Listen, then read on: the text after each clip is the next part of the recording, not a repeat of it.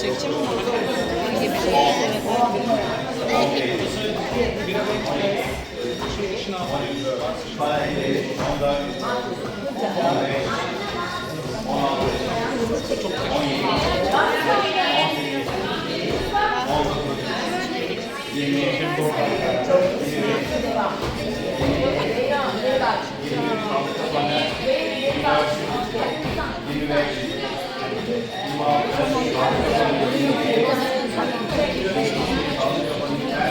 Pes yok Deniz.